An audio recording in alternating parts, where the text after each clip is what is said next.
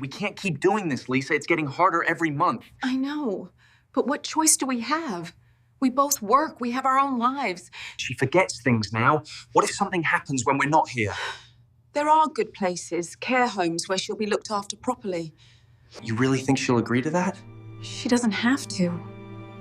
We just need to do what's best for everyone. I spent my life giving you everything, Dad. Keep reading. And in return, I became a burden. No, she didn't mean that. So I've decided to give you what you wanted, freedom. David, where is she? After everything, this is what I've become? A burden? Today I choose myself. She stood frozen in the hallway, her hand resting lightly against the wall as if the house itself might steady her, because on the other side of that half-closed door were the voices she had trusted more than her own, voices she had protected, fed, raised, and defended for decades, and now those same voices were calmly discussing where to place her, how to move her, how to quietly remove her from the very home she built with her sacrifice. And in that moment, something inside her shifted in a way that could never be undone, because it wasn't just what they were saying, it was how easily they said it, how practical it sounded, how final it felt, and for a woman who had spent her entire life putting others first, this was the first time she truly understood what it meant to be left behind while still alive. For over 40 years, Margaret Hale had lived a life defined by quiet endurance, the kind that never makes headlines but holds families together through storms no one else ever sees, and if you asked anyone who knew her, they would describe her as dependable, selfless, the kind of woman who never asked for anything in return because her joy came from seeing her children succeed, watching them graduate, marry, build careers, and step into lives she once dreamed of having for herself, yet chose to set aside without hesitation. And while her children often spoke about her sacrifices in passing, thanking her during holidays or mentioning her strength in casual conversations, there was a difference between acknowledging sacrifice and truly understanding its cost, because appreciation fades when convenience takes its place, and slowly, over the years, the woman who had once been the center of their world became someone they scheduled around.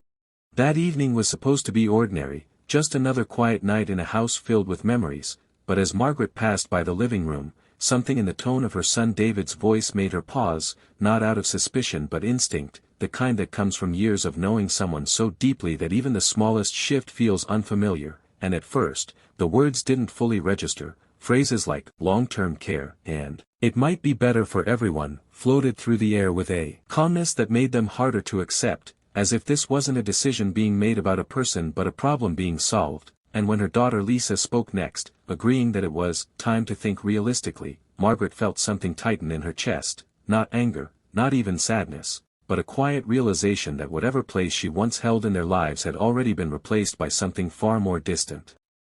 What made it worse wasn't the idea of a care home itself, but the absence of hesitation, the lack of conflict in their voices, as though the decision had already been made long before that conversation ever began, and in that moment, Margaret wasn't just overhearing a plan, she was witnessing the end of something she had believed was unbreakable, the bond between a mother and her children, built over decades of sacrifice, now reduced to a discussion about logistics and convenience, and as she stood there, listening to them talk about her future without her presence, she realized that the life she had dedicated to them no longer included her in the way she had always imagined it would, and that realization would lead her to make a decision that none of them could have prepared for. Before we dive deeper, let us know in the comments where you're watching from. We'd love to hear from you, and don't forget to hit that subscribe button so you never miss any of our upcoming videos, because what happened next didn't unfold in anger or confrontation, it didn't come with raised voices or dramatic ultimatums. Instead, it came quietly, the way most life-changing decisions do. In the stillness of a long night where memories replay themselves and truths become impossible to ignore, and by the time the sun rose the next morning, Margaret Hale was no longer the woman her children thought they knew, because after decades of giving everything she had, she was finally ready to take something back, and the way she chose to do it would leave her entire family questioning everything they thought they understood about love, loyalty, and the true cost of being taken for granted. To anyone looking in from the outside, the Hale family represented something people often admire from a distance, a picture of stability, success, and quiet achievement that seemed to reflect the rewards of hard work and strong values. Because Margaret Hale had done everything society tells a parent to do, She raised her children with discipline and care, she made sure they were educated, supported, and prepared for the world. And in return, David and Lisa built lives that others would describe as impressive, with steady careers, comfortable homes, and families of their own, the kind of outcome that suggests everything went right. And yet what people rarely see in stories like this is how easily appearances can hold together even when something deeper has already started to shift, because behind the smiles in family photos and the laughter shared during holiday dinners, there are moments that go unnoticed, small decisions, quiet conversations, and subtle changes in attitude that slowly redefine relationships without anyone fully acknowledging it at the time. Margaret had always believed that the bond she shared with her children was something permanent, something that would naturally evolve but never weaken, because she had been there for every stage of their lives, from the nights they cried as infants to the challenges they faced as adults, and she carried those memories with her as proof that what they shared could not simply fade away. But over the years, the rhythm of their interactions began to change in ways that were easy to overlook at first. Visits became less frequent, conversations shorter, and decisions more independent, which in itself is not unusual as children grow older. Yet what Margaret began to feel, though she never said it out loud, was a growing sense that her role in their lives was no longer as essential as it once was, and while she told herself this was simply part of life, something every parent must eventually accept, there were moments when the distance felt less like natural growth and more like quiet separation. So when she stood in that hallway listening to David and Lisa discuss her future with a level of calm detachment that left no room for her voice, the question was no longer just about what they were planning, but why they had reached that point without ever including her in the conversation, because this wasn't a sudden decision made out of urgency, it carried the weight of prior discussions, unspoken agreements, and a shared understanding between them that Margaret was no longer capable of deciding for herself what came next. And that realization raised questions far more unsettling than the idea of a care home itself, because it forced her to confront whether their concern was truly about her well-being or something else entirely, something tied to convenience, responsibility, or even control over the life she had spent decades building. And as those thoughts settled in, another question began to take shape, one that Margaret had never imagined she would need to ask about her own children. What happens when the people you trust the most begin to see you not as a person, but as a problem to be managed? Because the conversation she overheard wasn't filled with cruelty or anger, it was measured, practical, almost reasonable in its tone, which made it harder to challenge and even harder to dismiss. And that quiet practicality is what made it so powerful, because it suggested that, in their minds, this decision had already been justified, already been accepted as the best course of action, leaving Margaret in a position where her feelings, her wishes, and her voice had already been set aside before she even knew there was something to respond to. But the most important question of all had nothing to do with David or Lisa. It had everything to do with what Margaret would choose to do next, because in situations like this, there is often an expectation of confrontation, of emotional reactions, of attempts to hold on to what is slipping away. Yet what followed did not unfold in the way anyone would have predicted, and it wasn't driven by anger or desperation. It came from a place much deeper, shaped by years of quiet observation, reflection, and understanding that had been building long before that night in the hallway. And by the time that realization fully settled in, Margaret had already begun to consider a path that would not only change her own life, but force her children to face a reality they had not prepared for. Because this was never just a simple disagreement about care or living arrangements, it was the result of years of shifting priorities, unspoken assumptions, and a gradual redefinition of what family meant to each of them. And when those underlying tensions finally surfaced, they revealed something that could no longer be ignored or easily repaired. And as Margaret stood there listening to the people she loved most discuss her future as if she were no longer part of it, the situation reached a point that could not be undone, a breaking point that had been forming quietly over time, waiting for a moment like this to finally reveal itself. And what happened next would prove that some decisions, once made, change everything that comes after. Long before that night in the hallway, long before the quiet conversation that would change everything, Margaret Hale had already lived a lifetime defined by choices that placed her children at the center of everything she did. And if you trace her story back to where it began, you find a woman who once had ambitions of her own, goals she had carefully built in her younger years, opportunities that could have taken her down a very different path. But when David and Lisa came into her life, those plans were not abandoned with regret, they were set aside with certainty, because to Margaret, Motherhood was never something she balanced with her dreams, it became her dream, and from that point forward, every decision she made was shaped by what would give her children the best possible future, even if it meant quietly giving up parts of her own along the way. There were years when money was tight, when working one job wasn't enough, and Margaret took on extra shifts without hesitation, coming home late but still finding the energy to cook, clean, and make sure David and Lisa never felt the weight of the struggles she carried alone, because she believed that childhood should feel safe, protected from the realities that adults face, and she worked tirelessly to maintain that illusion, even when it came at the cost of her own health and well-being. There were nights she went to bed hungry so they wouldn't have to, days she pushed through exhaustion just to keep everything running, and moments where she stood at the edge of opportunities that could have changed her life, only to turn away because taking them would have meant taking something away from her children, and for Margaret, that was never an option she was willing to consider. As the years passed, the sacrifices became less visible but no less significant. She paid for their education when it stretched her beyond what seemed possible, she supported their ambitions without questioning the cost, and she remained a constant presence in their lives even as they began to build independence, offering guidance when asked and stepping back when she felt they needed space, always careful not to become a burden, always mindful of maintaining the balance between being there for them and allowing them to grow, and through it all, she never kept score, never reminded them of what she had given, because in her mind, love was not something you measure, it was something you give freely, trusting that it would always hold its value, yet what she didn't fully see at the time was how easily that kind of giving can be taken for granted, how the more consistently something is provided, the less noticeable it becomes. Until one day, it is no longer seen as a sacrifice at all, but simply expected. David and Lisa grew into the kind of adults Margaret had always hoped they would become, capable, successful, and confident in their own lives, with careers that demanded their time and attention, relationships that introduced new priorities, and responsibilities that gradually reshaped the way they interacted with the world around them, and for a while, everything seemed to fall into place exactly as it should. They visited when they could, called when they remembered, and maintained the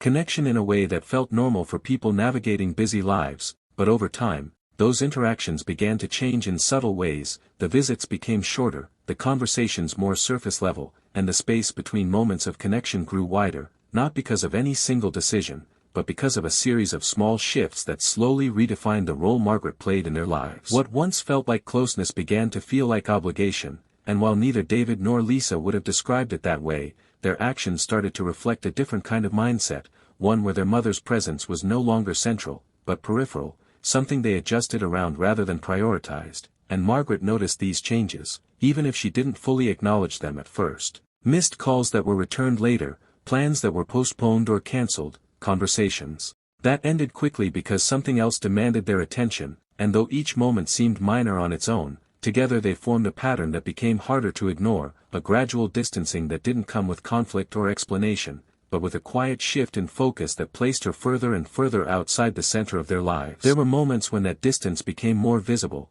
like family gatherings where Margaret found herself sitting quietly while conversations moved around her, or evenings when she prepared meals out of habit, only to eat alone when plans changed without much notice, and in those moments, she began to feel something she had never truly experienced before, not just loneliness, but a sense of being overlooked in a life she had helped create, and still, she said nothing, convincing herself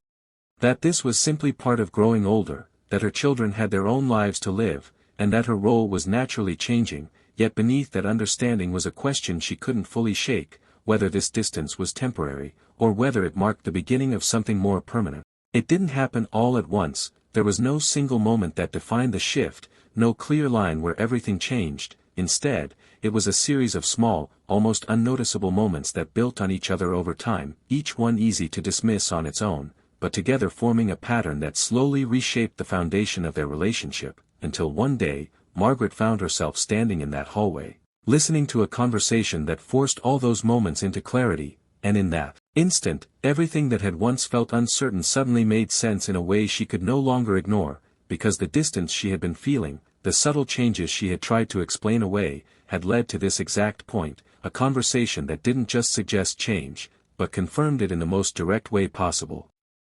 And as the words from that room settled into something undeniable, Margaret understood that what she was hearing wasn't just about a decision, it was the result of everything that had come before it, every missed moment, every quiet shift, every unspoken assumption that had gradually built toward this outcome, and that realization carried a weight far heavier than the conversation itself. Because it meant that what she was facing wasn't temporary or uncertain, it was the natural conclusion of a process that had been unfolding for years, and with that understanding came a clarity that would guide what she chose to do next, because once something reaches that point, once it becomes impossible to ignore, there is no returning to what it used to be, only a decision about what comes after, and for Margaret Hale, that decision would begin in the silence that followed, leading her toward a path that would change everything for her and for the family that had unknowingly pushed her to that very moment. It was supposed to be just another evening, the kind Margaret Hale had lived through countless times before, quiet, predictable, and familiar in a way that once brought her comfort, the house resting in that stillness that settles after a long day, where every sound feels softer and every movement carries a kind of calm routine, and as she moved slowly down the hallway, there was nothing to suggest that this night would be any different from the ones that came before it, nothing to warn her that within the next few moments, everything she believed about her life, her family, and her place within it would begin to shift in a way she could not reverse, because it started so simply, with something as ordinary as hearing her name spoken from another room, a small detail that would have meant nothing under any other circumstance, but the tone of it, the quiet seriousness in David's voice, was enough to make her pause without fully understanding why. At first, the words were difficult to make out, muffled by the partially closed door and the distance between them, fragments of conversation that drifted through the air without forming a complete picture, but Margaret remained where she was, not out of suspicion but because something about the moment held her in place, as though instinct was telling her to listen just a little longer, and as the voices became clearer, as Lisa responded in a tone that matched David's measured calm, the meaning behind those fragments began to take shape in a way that felt impossible to accept. Phrases like, "She can't stay here forever," and "We need to think long-term," were spoken without hesitation, without any sign that what they were discussing might carry emotional weight, and as those words settled into something undeniable, Margaret felt the first quiet shift inside her, not a reaction she could immediately name, but a growing awareness that this conversation was not something she was meant to hear. "She can't stay here forever," David said again, more clearly this time, his voice steady, practical, as though he were discussing something that had already been considered from every angle, and before Margaret could fully process that sentence, Lisa's voice followed, calm and composed in a way that left no room for doubt. "A care home would be better, for her and for us," and in that moment, there was no misunderstanding what they meant, no alternative explanation that could soften the impact of what she was hearing, because the conversation wasn't filled with uncertainty or concern, it carried the tone of a decision being finalized, something that had already been discussed, already been agreed upon, and was now simply being put into words, and as David added, "We all have our own lives," it became clear that this wasn't just about her well-being, it was about convenience, about making space for their own priorities in a way that no longer included her presence in the home she had built for them. Margaret didn't move, didn't interrupt, didn't make a sound that would reveal she was standing just outside that door,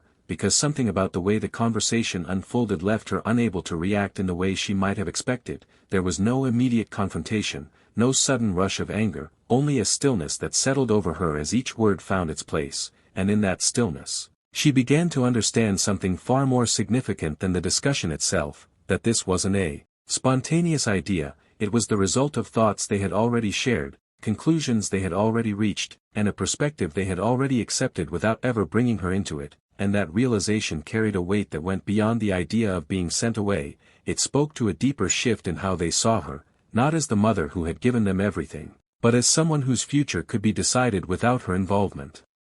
In that moment, everything Margaret had lived for seemed to collapse inward, not in a dramatic or visible way, but in a quiet, internal shift that changed how she understood her own life, because the pain she felt was not rooted in the idea that they needed help managing her care, it came from the realization that she was no longer seen as someone whose presence mattered in the way it once had. And as memories of the years she had spent raising David and Lisa began to surface, not as distant recollections but as vivid reminders of everything she had given, the contrast between those moments and the conversation unfolding just a few feet away became impossible to ignore. She remembered the nights she stayed awake when they were sick, the decisions she made to ensure they never had to struggle the way she once did, the countless ways she had placed their needs above her own without question, and now, standing in that hallway, she was faced with the understanding that all of those years had led to to a moment where her voice was no longer part of the decisions that would define her future. She didn't cry, at least not in the way people often expect when faced with something so deeply personal,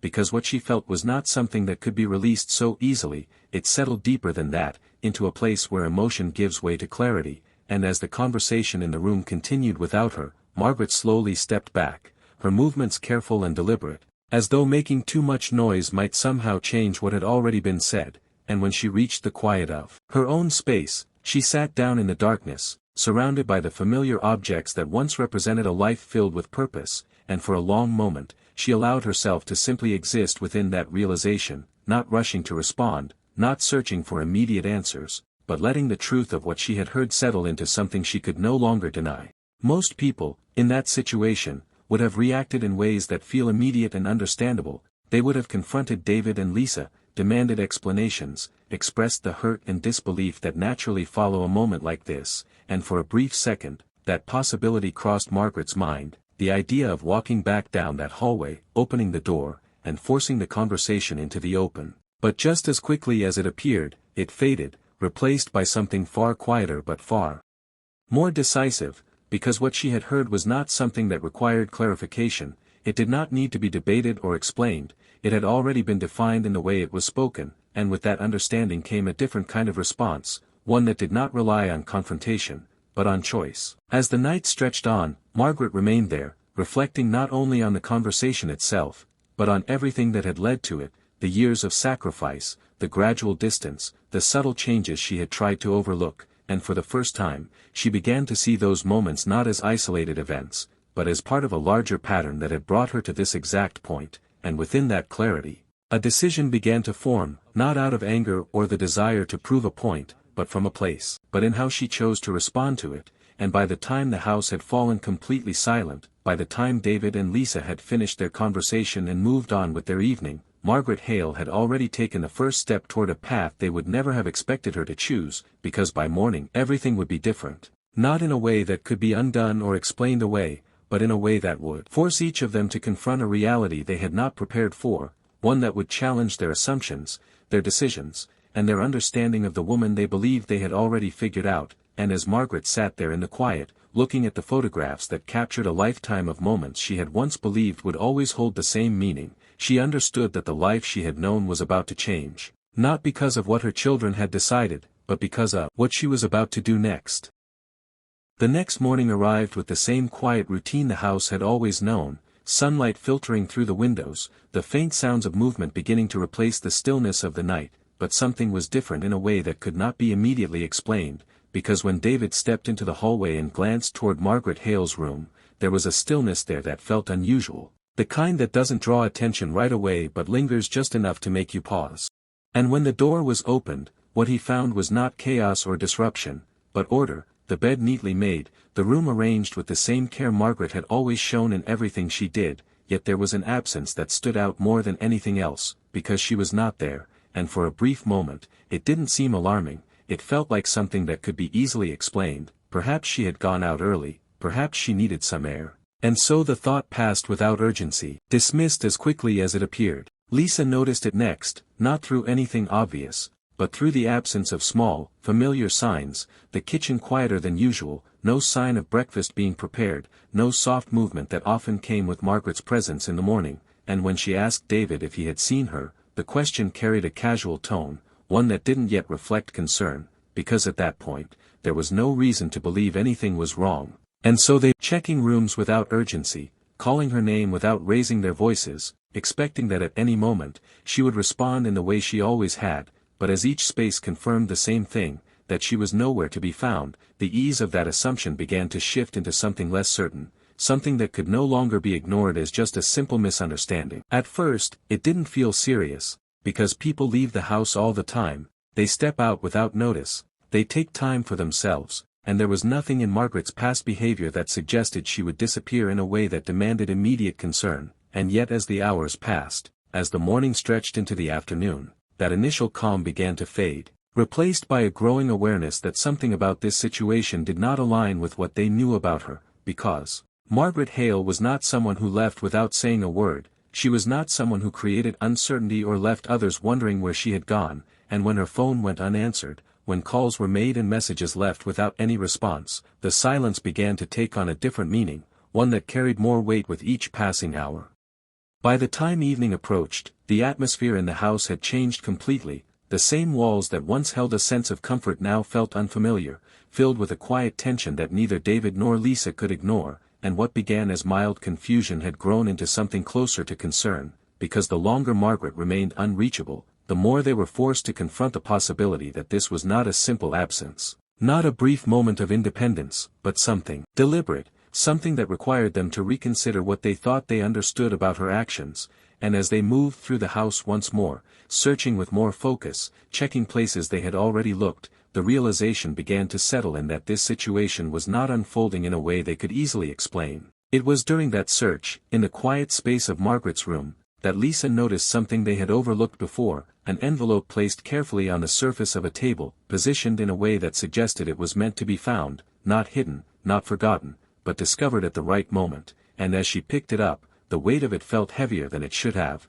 not because of what it contained, but because of what it might represent. And when David saw the names written across the front, addressed clearly to both of them, the room seemed to grow quieter in a way that made everything else fade into the background, because in that instant, they understood that Margaret had not simply left without explanation, she had chosen to leave something behind. Their hands were not steady as they opened it, not because they fully understood what they were about to read, but because something about the situation had already begun to shift beyond their control, and as the envelope gave way, as the letter inside was unfolded, there was a pause, a brief moment where neither of them spoke, as if both were aware that whatever was written on those pages would define everything that came next. And in that silence, before a single word was read aloud, the weight of Margaret's absence settled into something undeniable, because this was no longer about where she had gone, it was about why she had left, and what she had chosen to say in her absence, and what that letter contained would change everything they thought they knew, not just about that morning,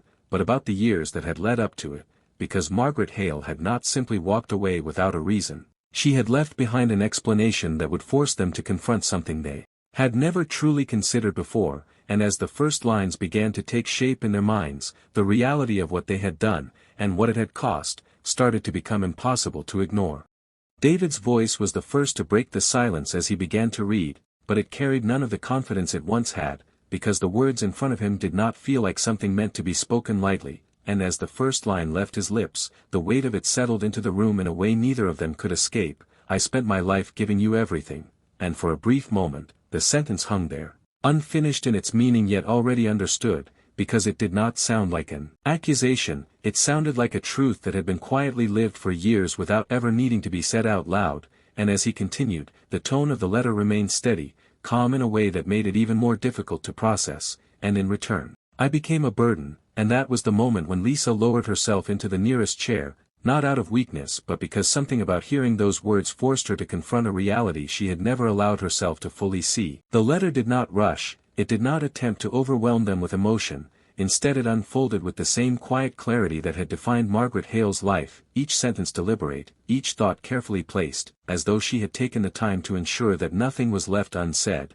and when David reached the next line, his voice slowed even further, so I've decided to give you what you wanted. There was a pause. Not because the words were unclear, but because their meaning was beginning to take shape in a way that neither of them was prepared for, and when he finally spoke the last word, freedom, the room fell into a silence that felt heavier than anything that had come before it, because in that single word, Margaret had taken everything they believed they understood about the situation and turned it into something else entirely.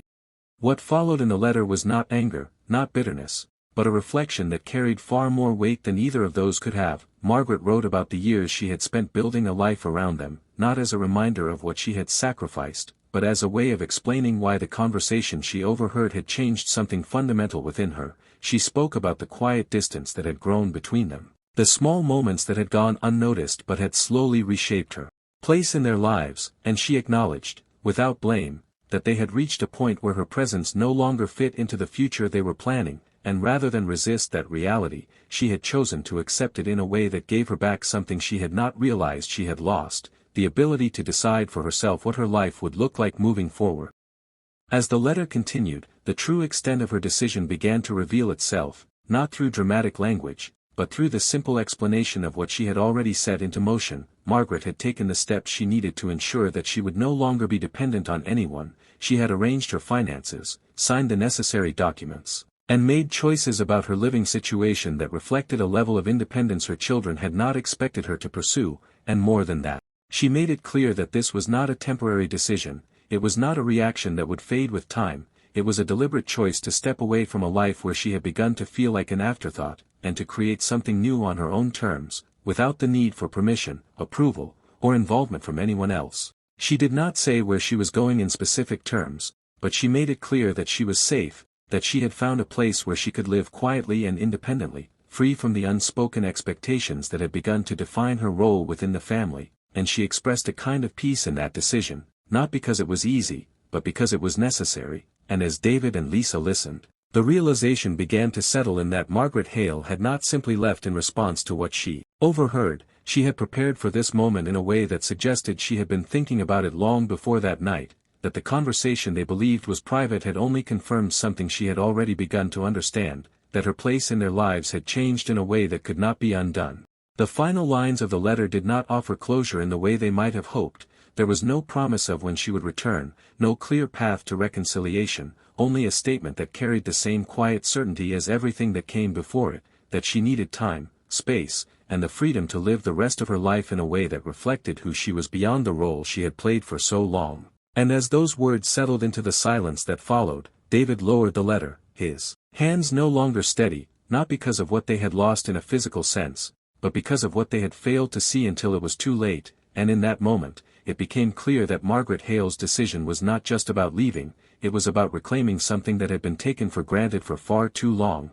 and in doing so, she had changed the course of their lives in a way none of them could have predicted. The silence that followed the final words of Margaret Hale's letter was not the kind that fades quickly, it lingered, filling every corner of the house with a weight that neither David nor Lisa could ignore, because for the first time, they were not reacting to a situation they could manage or fix, they were sitting with the consequences of something they had not fully understood until it was too late. And as they looked around the space that had once felt so familiar, it no longer carried the same sense of comfort. The rooms felt larger, emptier, as though her absence had reshaped the entire atmosphere of the home, and in that moment, what they were facing was not just the reality that their mother was gone, but the realization that she had chosen to leave in a way that did not depend on them, did not require their approval, and did not guarantee that things would ever return to what they once were. David tried to speak at first, to make sense of what they had just read, but the words did not come easily, because everything about the situation challenged the assumptions he had been holding on to, the belief that they were acting in her best interest, that they were making a reasonable decision based on what they thought was necessary, and now, faced with her perspective laid out so clearly, he began to see the gap between intention and impact, the difference between believing you are doing the right thing and understanding how it is experienced by the person it affects, and Lisa, sitting quietly with the letter still in her hands, felt something shift within her as well, not just regret, but a deeper awareness of how easily their lives had moved forward without fully considering the place their mother still held within them, and how that gradual shift had led to a moment neither of them could undo. In the days that followed, the house remained unchanged in its physical form, but everything about it felt different. The routines they once followed now carried a sense of absence, the small details that Margaret had managed without recognition now stood out in ways they never had before, and with each passing day, the understanding of what they had lost grew clearer, not just her presence, but the role she had quietly played in holding everything together, and while they reached out, while they searched for ways to reconnect, there was no immediate answer, no simple resolution that could restore what had been broken, because Margaret Hale had made a decision that was not meant to be reversed quickly, it was meant to be lived, to be experienced in a way that allowed her to rediscover something she had set aside for most of her life. For Margaret, the world she stepped into was not defined by dramatic change or grand gestures, it was shaped by something much simpler but far more meaningful, the ability to wake up each day and choose how she spent her time, where she went, and who she wanted to be beyond the identity she had carried for so long. And while that transition came with its own challenges, it also brought a sense of peace that had been missing, not because she had stopped loving her children, but because she had finally allowed herself to exist outside of the expectations that had once defined her entirely, and in doing so, she found a version of her life that felt both unfamiliar and necessary, a quiet reclaiming of something that had always been hers but had remained untouched for decades, and for the first time in over 40 years, Margaret Hale chose herself, not in a way that erased the past, but in a way that honored everything she had given by refusing to let it define the rest of her life. Because sometimes, the most difficult decisions are not the ones driven by anger or conflict, but the ones that require stepping away from what you have always known in order to protect what remains of who you are. And as David and Lisa continued to navigate the reality of her absence, they were left with questions that had no immediate answers, reflections that would take time to fully understand, and a silence that served as a constant reminder of what had changed. Because sometimes, the deepest betrayal is not loud or obvious, it does not come with harsh words or clear intentions, it happens quietly, over time, in the spaces where attention fades and priorities shift, until one day, the people who once meant everything begin to feel like they no longer belong in the life they helped create, and in those moments, the damage is not always seen until it is already done, until the distance has grown too wide to ignore, and as the memory of that night in the hallway continues to echo in different ways for each of them, it becomes clear that what happened was not just about a decision, it was about a realization that came too late to prevent the outcome. Margaret Hale once stood in that same hallway, listening to a conversation that revealed more than words alone could express, and now, that moment stands as a turning point that redefined everything that came after it, not because it ended something, but because it forced each of them to see what had already begun to change long before that night, and as the house remains filled with the quiet presence of what used to be. The question that lingers is not just about whether things could have been different, but whether the signs were there all along, waiting to be noticed before it reached a point where silence became the only thing left. David and Lisa were left sitting in a house that no longer felt like theirs in the same way it once did, because every room carried the reminder of Margaret Hale's absence, and every silence felt heavier than the last, not because of what was physically missing, but because of what they now understood had been there all along without them fully recognizing it, and as the reality of her decision continued to settle in, the questions they could not answer began to grow louder in their own minds. Questions about timing, about understanding, and about how something so final could have unfolded right beneath their awareness without them realizing the depth of what was happening. And as viewers reflect on Margaret Hale's choice, one question remains at the center of everything that has unfolded, because this is not just a story about departure, it is a story about perception. About how people can live under the same roof yet experience entirely different versions of the same relationship. And about how moments that seem small at the time can eventually lead to decisions that change everything, and so the question now is no longer just about what happened, but about what it means. Was Margaret Hale right to walk away after everything she gave, after decades of sacrifice that shaped the lives of David and Lisa, or did she go too far in choosing a path that left her family facing a reality they were not prepared for? And if you had been in her position, standing in that hallway, hearing those words spoken about your future without your voice in the room, what decision would you have made in that moment? Because these are not easy questions, and they do not come with simple answers. Comment your thoughts below, because every perspective on this story reveals something different about how we see family, loyalty, and the boundaries between care and control. And sometimes the most important part of a story like this is not just what happened, but how it makes us reflect on our own lives and the relationships we often take for granted without realizing it. And if you think this story was shocking, wait until you hear what happened when a father tested his children's loyalty, because that story takes everything you think you understand about trust within a family and pushes it even further into a reality that forces difficult questions no one is truly prepared to answer.